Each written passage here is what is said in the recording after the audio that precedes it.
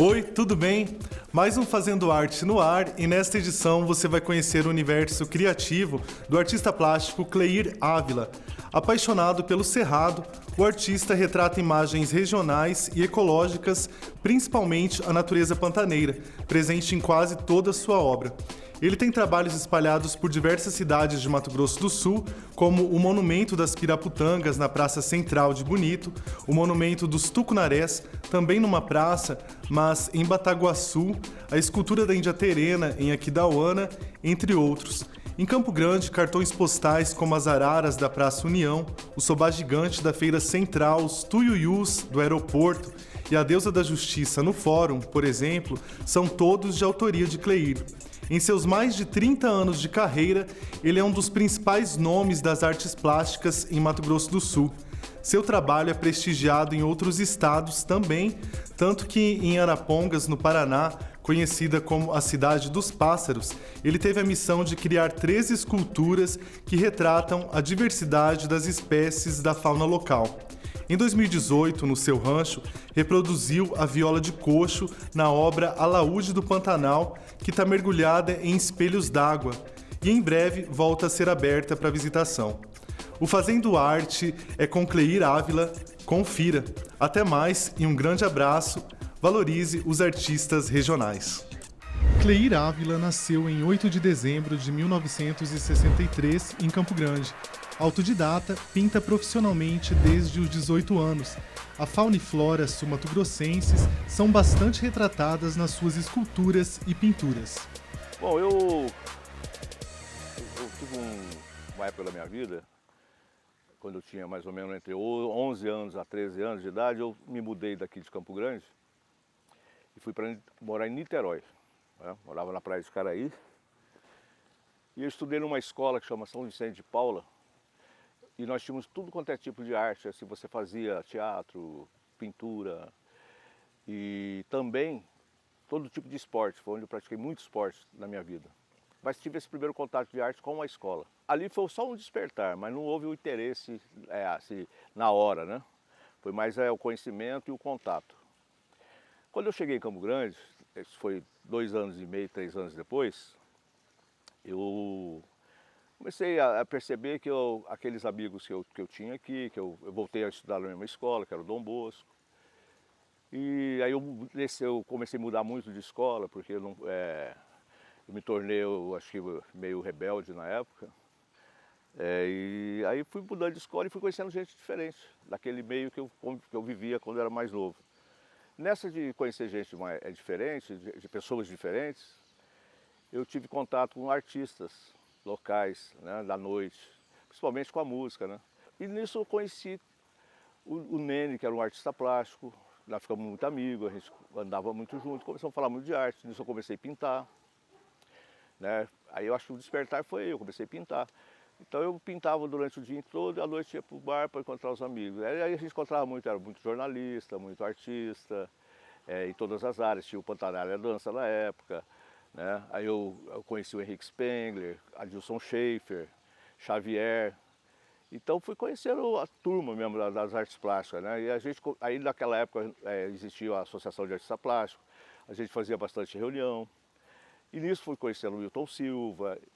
Enfim, a classe artística, né, principalmente na área de artes plásticas, nessa época foi muito interessante, porque realmente a gente tinha um local onde a gente se reunia, onde a gente conversava, a gente levantava as questões, fazia projetos, planejamento, e um ensinava o outro como, né, a forma como fazer essas coisas. Então havia muita troca de informação.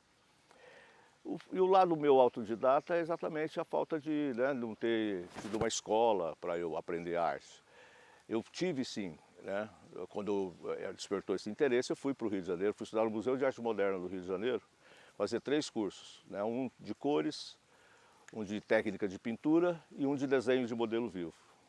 E nesse período eu tive contato com o circo voador, onde foi muito importante essa passagem minha nessa história da arte, porque é isso que me deu mais vontade ainda de fazer o que eu faço, sabe? Conheci o Perfeito Fortuna e ele falava uma coisa que a arte não pode ficar trancada dentro de casa, ela tem que ir para a rua.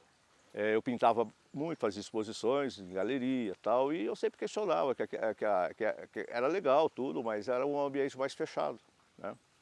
Eu sentia a falta da arte na rua. O fato de eu ter nascido em Campo Grande, eu tenho uma família, parte do meu pai, são de Rio Verde, do Mato Grosso, que é aqui do Mato Grosso do Sul, mas chama Rio Verde do Mato Grosso. Mas porque foi criado na época que era Mato Grosso, né? E também parte da minha mãe, que é o pessoal de Aquidauana, né? E eu sempre tive esse contato forte com a natureza desde a infância, bem da infância mesmo, até na pré-adolescência. E depois também, né, que fiquei 1 ano no Pantanal. E foi uma parte muito importante esse 1 ano, porque foi aí que eu criei a consciência, né, do que é a natureza mesmo. Mas esse contato da infância foi muito importante, tá? E outra importância é a própria importância da natureza para o ser humano, né? Eu acho que a gente, quando você aprende a conviver com a natureza, né, de uma forma harmoniosa, protegendo ela, e ela te protegendo, né, a vivência se torna melhor. E se você fizer isso e plantar isso, com certeza vai colher frutos melhores no futuro, inclusive para as próximas gerações que estão vindo, né? Eu que já tenho até netas, que são lindas por sinal, então eu penso muito nisso. Mas aí e pela própria beleza da natureza, né? Então eu ficava imaginando assim, como artista, tema que eu poderia trabalhar, e aí foi surgindo. Saí daquele mundo meio surrealista, depois passei pelo abstrato, e aí quando eu comecei a enxergar, eu comecei a conciliar a natureza da forma como ela é, com a beleza dela, e aí comecei a juntar com aquele abstrato que eu fazia, que era um grafismo, e eu usei o grafismo como uma crítica, que era a interferência do homem sobre a natureza, e deixando a natureza bonita, porque eu via muito, né, quando você passava na estrada, os animais mortos, e eu falava, eu posso muito bem retratar isso, né, mas, cara, isso é feio, não é bonito, né? Então eu queria, aí eu comecei realmente a fazer, vou fazer a natureza da forma como ela é, com a beleza que ela é, e aí eu crio uma interferência, que é a interferência do homem sobre a natureza, que é o grafismo que eu fiz.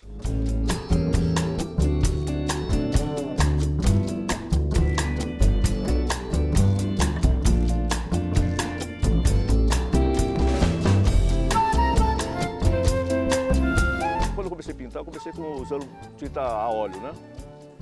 Mas aí eu comecei a usar tinta acrílica, me identifiquei muito com a tinta acrílica. E depois eu conheci uma tinta, quando eu fui para o Rio Grande do Sul, que eu fiquei 40 dias lá na Lagoa dos Patos. Lá eu pintei 2 telas, inclusive, ao vivo, ao ar livre. E conheci um artista, um senhor já na época, eu era bem mais novo, lógico, isso foi em 82 ou 84, eu não lembro, mas foi por aí, essa época aí. Eu conheci esse artista e ele falou, pô, usa Aquacryl. Aquacryl é uma tinta da Sherwin Williams, é um esmalte acrílico muito bom, que eu inclusive usei muito tempo nas pinturas dos painéis, mas esse material, então eu uso esmalte acrílico. Hoje não tem mais essa linha da Aquacryl, mas ainda assim a Metalatex tem uma linha de esmalte acrílico à base d'água, que é muito boa. Não é a brilhante, eu uso inclusive a semibrilho, né? Que fica entre a fosca e o brilhante. Porque eu não gosto muito do brilhante e também não gosto muito do fosco, então ficou uma coisa intermediária. E além dela ser uma tinta que ela é plástica mesmo, sabe? Então a durabilidade dela é boa. Então eu uso ela tanto na pintura, na tela, seja na parede, seja no papel e seja também nas esculturas. Então é o mesmo material que eu uso de tinta, é o mesmo que eu uso em todas as coisas que eu faço.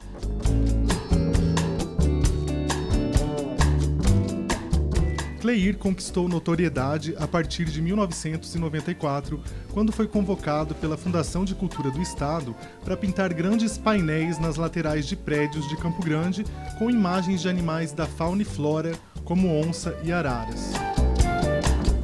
A Fundação de Cultura ficava na Afonso Pena mesmo, para cima do obelisco, do lado direito. E eu lembro que na janela da Fundação de Cultura, que era a sala do Pedro Fenelon, que era o presidente, era no 2º andar. E quando ele me chamou lá, ele falou, olha, cara, nós temos um projeto, chama Cores da Cidade, e a gente queria convidar você, como o primeiro artista, para fazer um dos painéis. Nós vamos correr atrás de patrocínio, você topa? Eu falei, pô, claro que eu topo. Quando surgiu essa oportunidade, eu peguei, mesmo tendo medo de altura, né? Eu não sabia nem como é que eu ia fazer aquilo, não tinha nem ideia, mas eu também não falei não. Eu acho que eu sempre tive muito disso na minha vida, de não falar não para as coisas. Primeiro, vamos arrumar uma solução, vamos arrumar um jeito, vamos descobrir uma forma de fazer. Primeira coisa, fui atrás de andaime, mas mesmo assim eu peguei e chamei o corpo de bombeiro. Era o primeiro trabalho, pô. Não tinha noção de onde que eu estava entrando.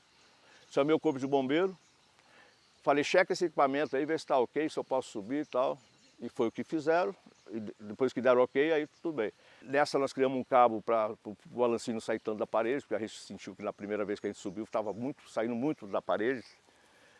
Fizemos um cabo guia, chumbamos ele embaixo, tal, fizemos tudo as coisas assim, foi evoluindo a coisa. Né? Nessa época mesmo do painel da onça pintada, muito frio. Então tudo que você pensar assim, eu peguei nesse trabalho, foi 40 dias de trabalho, e realmente eu posso dizer que daquilo que eu falei, que eu queria fazer a arte para a rua, virada para um público diferente, aconteceu. E aí dali eu acho que deu um boom mesmo na minha visão, né? Na forma como as pessoas viam o Cleir artista plástico.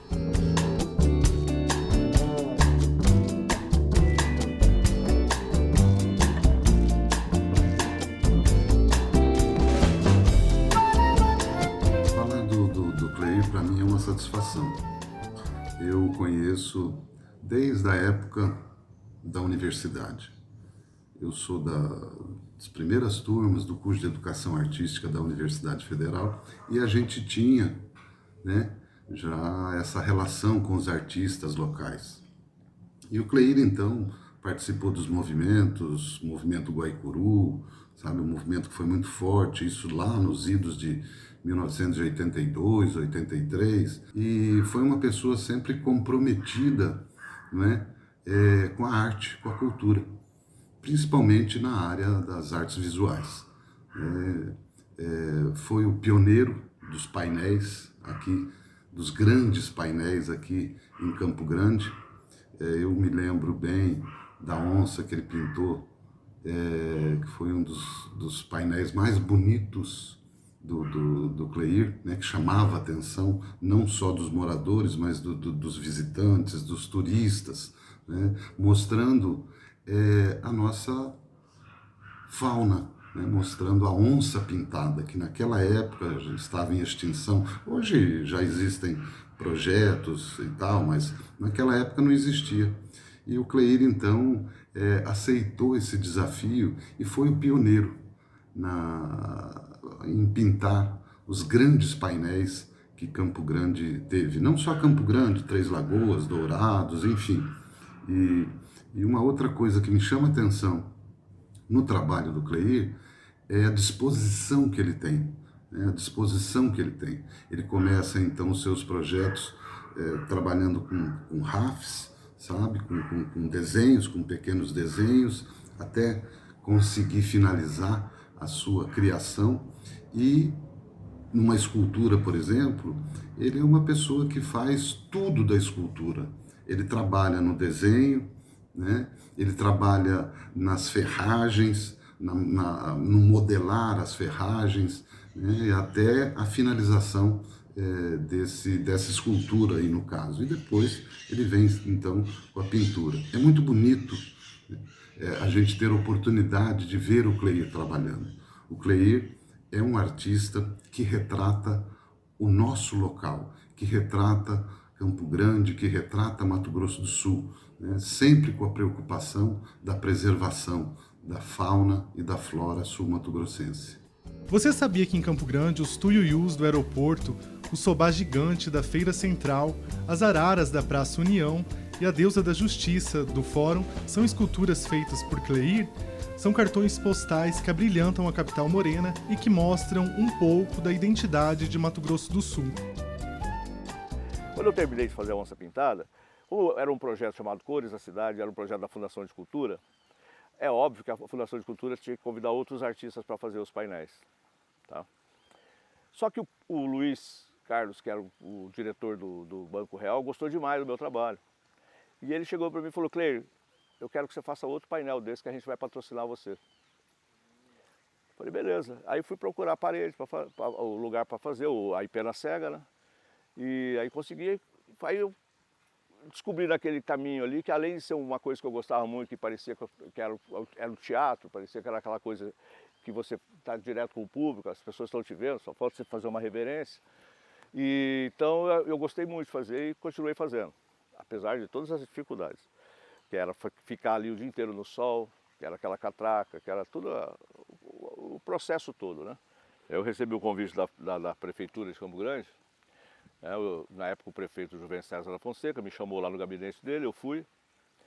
E ele falou, Cleir, e coincidentemente eu tinha feito um projeto para o Parque dos Poderes, que era de uma escultura. Eu fiz até a maquete e fiz o desenho de um carcará. Eu não sei porquê, eu pintei um carcará e todo mundo gostou e começaram a me encomendar carcará daqui, carcará. E eu não me atinei que o carcará é uma ave de rapina e tal. E na época o Pedro Oceano era o governador. E eu apresentei o projeto para o governador através do Aurélio Rosas, que era o diretor da Codemes. E ele levou para o governador, mas o governador não gostou muito por causa de ser uma ave de rapina, ele colocar lá no Parque dos Poderes e tal, aí que caiu a ficha, né? Mas tudo bem. E aí eu guardei aquilo. E quando o Juvencio me chamou e me pediu, eu peguei e apresentei para ele aquela maquete, mostrei como é que eu ia fazer o trabalho, como é que seria. E ele falou, então faz e capricha. E ele falou, escolhe um local na cidade para fazer o trabalho. Eu falei, vamos fazer no Afonso Pena.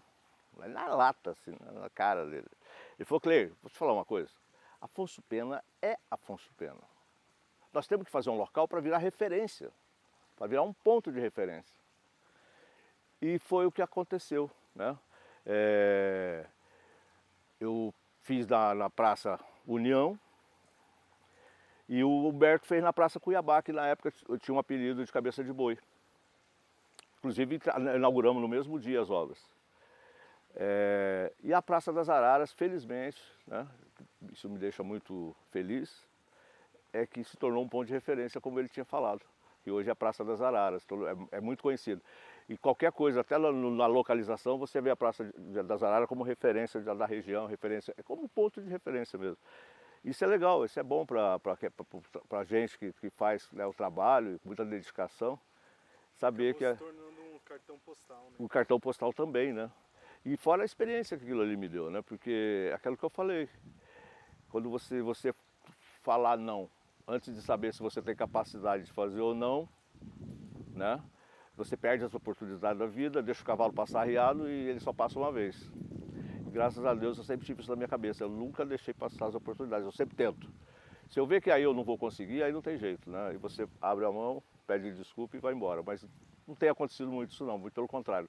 Eu tenho obtido resultados positivos nas coisas que eu vou fazer e faço mesmo. O Tuiú do aeroporto foi logo em seguida que eu apresentei o projeto para o Eduardo Petengil, né?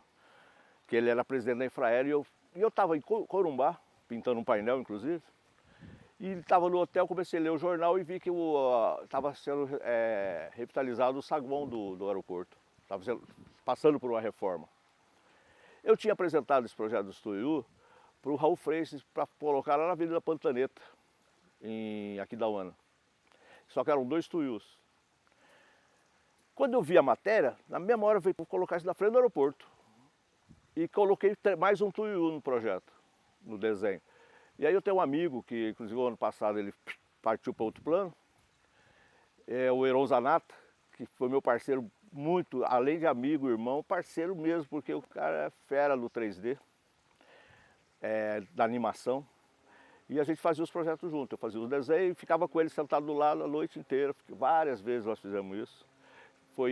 Foi ali no Tuiú, no aeroporto, foi lá no de Bonito, foi de Bodoquena, foi em vários projetos que eu ainda tenho na minha mão, que a hora que tiver uma oportunidade, eu logicamente vou colocar. Uma coisa que eu aprendi com o Juvencio também, que era, tenha os projetos na gaveta, porque a hora que você precisa, você coloca. Você tem oportunidade, você vai e coloca. E aí eu já fiz isso e já deu certo. Então, aí na hora me veio, né? Pousando, decolando, e abastecendo, que eu falo abastecendo, porque a alimentação é uma energia que você põe para dentro do corpo, né? E a mesma coisa é a ave. E eu vendi essa ideia para o Eduardo Petengil, por ele ser daqui do nosso estado. Ele falou que você me ganhou só com essa conversa. E eu fiquei feliz, aí eu peguei e fiz o trabalho, e aí ele pediu pressa, que eles queriam inaugurar junto com o saguão. Foi por isso que eu falei que foi a toque de caixa, porque foi 4 meses de trabalho, 9 ajudantes.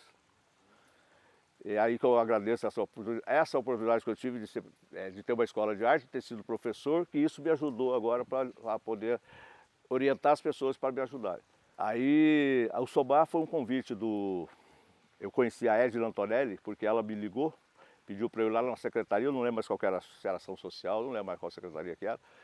Fui lá, aí eu conheci a Edna falou, Cleir, o Nelsinho quer que você faça um projeto para a feira, que vai ter uma reforma. A feira já era lá mesmo, né? E só que é uma coisa, é sigilo absoluto do que você vai fazer. Aí eu apresentei o desenho, ele gostou, que era o Sobá, inclusive o desenho que eu peguei do Celso Aracaki, e trabalhamos juntos dessa ideia. É outro amigo meu também, parceiro, que a gente já fizemos muita coisa junto em termos de projetos, de trabalho, né? Até hoje. Aí o Nelson gostou, que era o Sobá, o hashi aéreo. As outras ideias foram surgindo depois do desenho. Porque aí eu comecei, na hora do desenvolvimento, falei, não, eu quero que isso aqui saia fumaça. Pô, tá quente, tem que sair vapor. Aí comecei a tentar como é que eu ia fazer. Aí eu falei, aí a hora que eu fui colocar, eu coloquei o hashi, eu vi que ele balançava demais, falei, cara, que eu colocar o macarrão vai quebrar. Como é que eu vou fazer? Aí eu comecei a pensar numa engrenagem no eixo que separasse o hashi do macarrão, né? E aí eu fiz. Aí eu falei, mas isso aqui precisa escorrer água, pô. Ele tá saindo dentro d'água, como é que não vai ficar seco? Tem que ser molhado. Enchi de caninhos por dentro, tal, os biquinhos, tal, botei uma bombinha naquelas de aquário, para gerar água, para escorrer, eu não queria que ela espirrasse, eu queria só que ela escorresse pelo macarrão. E realmente, 6 metros de altura o tapume para ninguém ver, cadeado, eu ficava até 3 horas da manhã trabalhando lá, era muito apertado o espaço, então o pessoal que eu punha para trabalhar de dia fazia o serviço que era outra coisa, eu chegava à noite para fazer a parte da modelagem. E durante esses 2 meses que foi de trabalho lá na feira, trancado lá dentro sem ninguém saber, e não sabiam. Todo mundo curioso para saber o que ia fazer. E, inclusive o Nelson nunca foi lá olhar. Aí no dia da inauguração, antes de inaugurar, uns 10, 15 dias antes, ele me pediu que eu cobrisse aquilo lá. Como é que eu poderia cobrir? Falei, vou precisar do Munk, com um braço comprido, para ficar escondido, para só o braço do Munk ficar ali. Eu vou fazer uma armação, vou colocar um pano gigante, pedir para alguém, uma costureira, costurar isso. E é assim, e vou colocar lá. Na hora da inauguração, tira. Nesse dia eu saí de lá às 5h30 da tarde, que era o dia da inauguração. Aí eu escorreguei com a lata de tinta, porque aquilo ali era liso, né, aquela grama que era assim. Para trabalhar eu fiz um tablado, né? Depois tirei o tablado, ficou o gramado. E na lata de tinta que eu tive que limpar aquela grama de última hora ali. E eu não tinha testado ainda, nem o vapor e nem a água. Na inauguração, né? Na inauguração, cara, a hora que foi levantar a coisa, eu estava do lado ali acho que era o André e o Nelson que estavam do meu lado. Eu falei, caí agora, esse troço não funcionar. Outra hora que levantou a cortina, que eu vi aquele vapor subindo, assim, a água escorrendo. Puta, eu fiquei feliz da vida. Então esses momentos assim, é legal, né, cara? A Deusa da Justiça foi muito bom, cara. Foi uma delícia, porque eu tomei tanta paulada, falaram tão mal daquele trabalho que eu fiz lá. Teve as pessoas do bem e teve as pessoas do mal. Mas eu não ligo, porque eu aprendo com isso. É com as porradas que a gente aprende também. Então, mas aí tá lá. Ficou lá no fórum, tá lá. Tá precisando de uma reforma. Na Deusa da Justiça foi interessante também, que foi outra coisa que foi feita meio em segredo, assim, para inaugurar junto com o fórum, né? Na época eu recebi o convite para fazer o projeto e eu fiz do ateliê, que era na Avenida Tamandaré, né? E quando saiu de lá, ela já saiu para ser colocada no dia, um dia antes da inauguração, ser colocada lá coberta para depois descobrir. Eu demorei 3 meses para fazer. Foram 3 meses para fazer aquele trabalho. A importância maior que eu vejo, principalmente nesse trabalho que eu faço, não vou dizer da Deusa da Justiça, porque o tema muda, né? A gente faz também porque é aquela história, você estuda, você aprende, você sabe fazer, a gente precisa trabalhar, né? E isso é um trabalho, então eu às vezes aceito coisas assim que até eu duvido, mais por questões também de ser um trabalho, você é remunerado para fazer esse trabalho, é óbvio que você não vai dispensar, né? Porque ninguém fica rasgando dinheiro à toa. Mas a parte, principalmente a parte que eu falo, que eu uso o tema natureza, acho que a coisa mais importante que eu vejo é o resultado, né? Quando eu comecei a fazer os trabalhos, eu me importava muito com o resultado da imagem do Cleir, né? aquilo que você falou, de repente, quando eu fiz o painel da Onça Pintada, que foi o primeiro painel, aquilo deu um boom na minha carreira, né? E é verdade. O fato de você ter ido para a rua, da gente vai para a rua, aquilo ali se torna democrático, né? Aí a opinião pública passa a valer. Então, hoje, com a idade que eu estou, e com tudo que eu já fiz, assim, com os trabalhos que eu já fiz, e espero fazer muito mais ainda, o que eu vejo? Eu vejo quando eu vou para uma escola fazer uma palestra, falar do meu trabalho, seja com criança, seja com adolescente, seja com adulto, eu vejo que foi plantado alguma sementinha que deu resultado, que é a consciência da importância da natureza, que é o que eu falo, para a vida do ser humano, para a harmonia, para o futuro e para a consciência, saber que você pode conviver muito bem com a natureza e ela com você sem um machucar o outro. E Campo Grande tem muito disso, né, cara? Eu me sinto feliz, honrado de ter nascido em Campo Grande, de morar em Campo Grande, né? Apesar de eu já ter viajado bastante, mas Campo Grande é uma cidade maravilhosa. Essa natureza que a gente tem aqui é fantástico, sabe? É bem mais do que as outras cidades que eu tenho acostumado aí. E olha que até Corumbá, que é a cidade do Pantanal, eu nunca vi tanta ave como eu vejo aqui dentro de Campo Grande. Principalmente as nossas araras, que são maravilhosas. Aquela revoada a que eu estudo do aeroporto é exatamente isso, porque ali é onde as pessoas chegam e muita gente sai dali, vai direto para o Pantanal, né? Ali é uma entrada, é a porta de entrada. Eu acho que a chegada, quando você começa a chegar em Aquidauana, que você vai de Aquidauana para frente para Miranda, é fantástico o visual. Conheci o Cleir por ocasião da execução do Monumento das Araras, aqui em Campo Grande, quando o então secretário de Obras da Prefeitura, arquiteto Zé Marcos da Fonseca, hoje falecido, me exigiu que o Cleir contratasse um engenheiro estrutural, pois avaliava que o monumento era pesado e precisava de um projeto estrutural e de fundações. Depois desse projeto, tivemos parceria em muitos outros projetos, sempre que era necessária alguma estrutura, nós tínhamos uma parceria.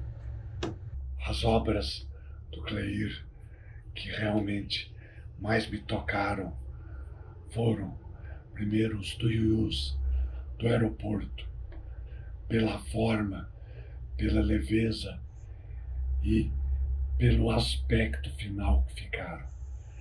E também por ser uma estrutura completamente diferente das que ele sempre projetava.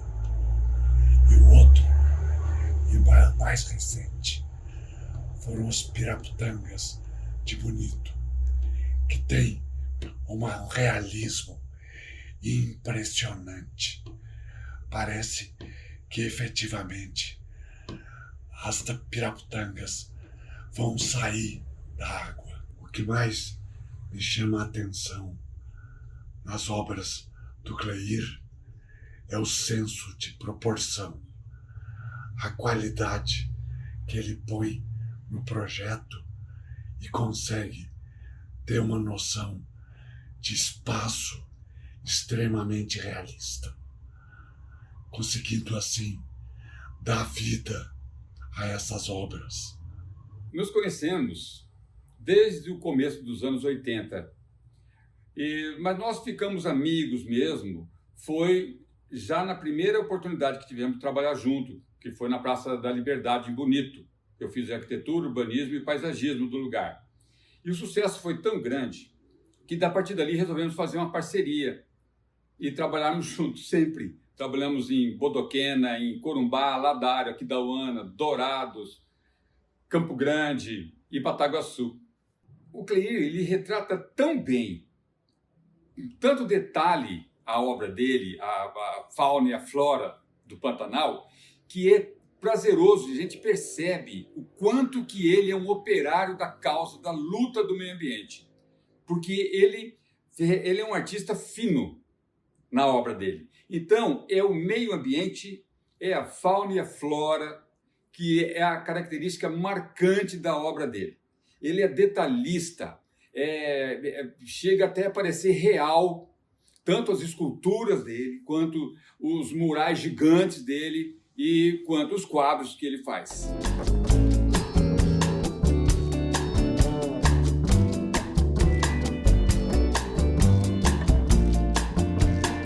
O Monumento das Piraputangas, com estátuas gigantes de peixes representativos da região, localizado em Bonito, na Praça Central, as araras canindés no aeroporto de Corumbá, que simbolizam a fauna e flora do Pantanal, a garça branca na Praça das Américas, em Rio Verde, a índia terena na Praça dos Estudantes, em Aquidauana, peixe dourado em Ladário, homenageando os pescadores da região, assim como o Monumento dos Tucunarés, em Bataguaçu, são esculturas que mostram a diversidade do trabalho de Cleir pelo estado.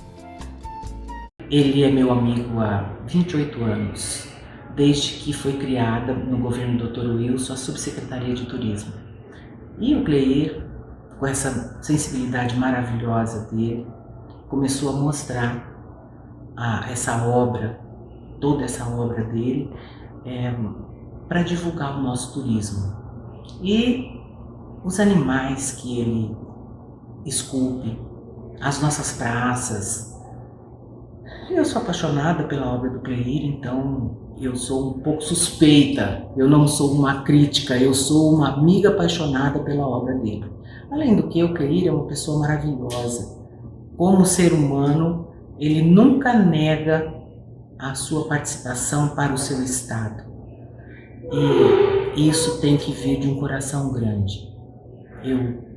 Além de eu gostar muito do Cleir, eu o respeito muito como profissional. Basta ver quais os degraus que ele já galgou, né? Então, é meu amigo do coração e eu sou apaixonada por tudo que ele faz.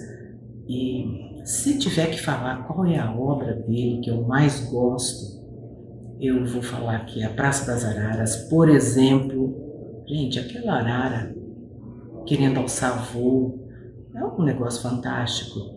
Em Bonito, as Piraputangas, você, quando chega na praça, você já sabe o que você vai ver ali dentro daquelas águas maravilhosas. E é isso que o Cleir consegue retratar sempre, né, com muita sensibilidade. E eu tenho o maior prazer de falar do Cleir. Se vocês quiserem saber alguma coisa que eu possa contar para vocês do Cleir, eu só vou contar para vocês o que ele tem de bom, porque até agora eu não achei defeito nele, só qualidade, como ser humano e como profissional.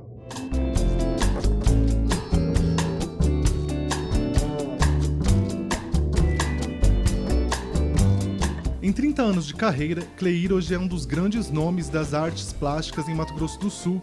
Entre idas e vindas, o sul-mato-grossense já percorreu várias cidades do Brasil, mostrando sua arte regional para muita gente.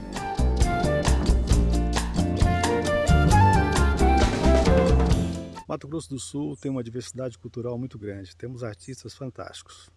No entanto, para a atividade turística, o artista que mais se aproximou, que mais carregou essa bandeira, que gosta, que se fez presente e participou dos maiores eventos de turismo do estado, do país e até fora do país, que sempre nos acompanhou levando essa bandeira da cultura, do turismo, da preservação ambiental, é o Cleir. Essa figura esteve conosco nos eventos onde, nos palcos, fazia performance ao vivo. Filas de crianças eram formadas, esperando para dar um pequeno toque nos quadros, nas suas pinturas, que o Cleir recebia tão graciosamente, com muita educação, passando um pouquinho de sua técnica. Assim, levamos a cultura do estado por vários destinos do turismo.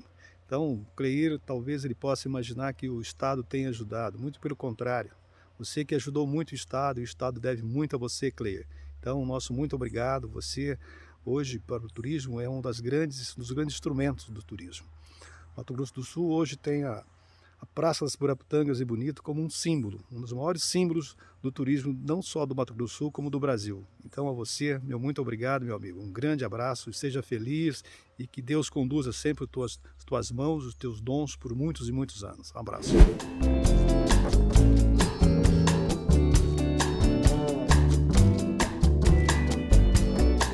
2018, no seu rancho, reproduziu a viola de coxo na obra Alaúde do Pantanal, imersa em espelhos d'água. Por conta da pandemia, a visitação foi suspensa temporariamente, mas deve ser aberta ao público em breve. Olha, isso aí foi uma noite que estava eu e o Ricardo. O Ricardo é meu sogro, o Ricardo Figueiró. É um historiador também, já fez 3 livros contando a história do estado, contando a história de Campo Grande. Tem um livro que ele fez agora que chama Cabriúva. E ele gosta muito dessas histórias, tá? E a gente sentado um dia ali, começamos a falar de fazer um espelho d'água aqui. E tinha uma viola de coxo em cima da mesa. Eu falei, peraí, eu comecei a desenhar, e na hora que eu comecei a desenhar, comecei a ver a viola de coxo. A ideia de abrir aqui para o público começou com a gente começar a fazer a primeira festa de viola de coxo. Ia trazer os músicos, de Corumbá, de Cuiabá, ia trazer eles para poder dar uma aula, uma oficina, fazer um negócio para ter, né? Mas aí veio bem a hora, depois veio a pandemia. E aí não pôde mais fazer nada. O primeiro projeto que a gente apresentou para a Fundação de Cultura Municipal e Estadual, acho que foi para o FEMIC, foi pro municipal. Ele não foi aprovado, tá? O segundo também não, mas também aí veio a pandemia e nem os que foram aprovados saíram do papel. E aí como eu já comecei a fazer trabalho fora, comecei a andar e já não parei mais, aí você vai deixando um pouquinho de lado. Mas o convite está feito, né? A porta está aberta para quem quiser vir conhecer, ver o trabalho, ter um pouco aqui de natureza. Tá? Fica à vontade.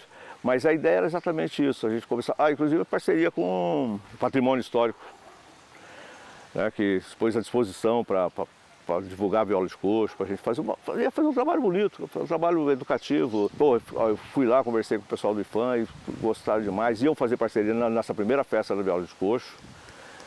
Ia ser simplesmente, aí ia começar 1, 2, 3, 4, 5, 6, aí veio a pandemia, rapaz, que coisa chata, né?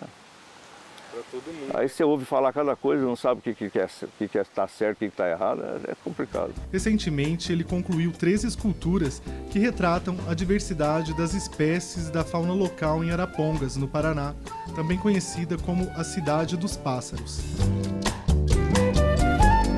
O artista tem como grande influência a corrente artística hiperrealista, que cria imagens tecnicamente semelhantes à fotografia, simulando uma ilusão da realidade. O realismo é a beleza, né? Tem como você não ver beleza na natureza, nas aves, nos bichos, seja qual for eles, né? Eu achei... Então eu busquei fazer uma crítica, mas a crítica acabou sendo... eu fiz uma crítica contrária. Em vez de eu fazer uma crítica como se fosse como se fosse um negócio feio, né? Eu fiz uma crítica chamando a atenção pela beleza. Que eu acho que é mais legal, que é o positivo, né? Do que o negativo. E esse positivo acabou se tornando mais positivo ainda, porque aí chamou a atenção para o lado bonito mesmo. Eu acho que a intenção foi só essa mesmo, de fazer a coisa ser bonita e não feia. Principalmente ao respeito, né, que você falou dessa palavra realismo, é procurar não deixar que a forma seja estática. Se você observar o trabalho meu, você vai observar que ele tem, que eu quero dar movimento para ele. É lógico que ele não vai ter movimento porque é de concreto. E leveza, porque o concreto é pesado. Como eu trabalho com isso, eu tento exatamente movimento e leveza. Por quê? Primeiro, você consegue isso estudando toda a anatomia daquilo que você está fazendo. Porque ali você vai perceber onde você movimenta, onde você não movimenta. Isso é óbvio, né? Segundo, eu modelo tanto o ferro quanto a parte de argamassa. Isso já facilita grande. Por quê? Porque você modelando ferro, você já está modelando e ao mesmo tempo está articulando. Então se eu faço uma pessoa, essa pessoa ela tem todas as articulações do corpo dela. Aí você facilita o movimento.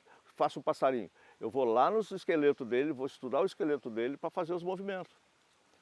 Isso entra na modelagem de ferro. E os detalhes entram na modelagem de argamassa.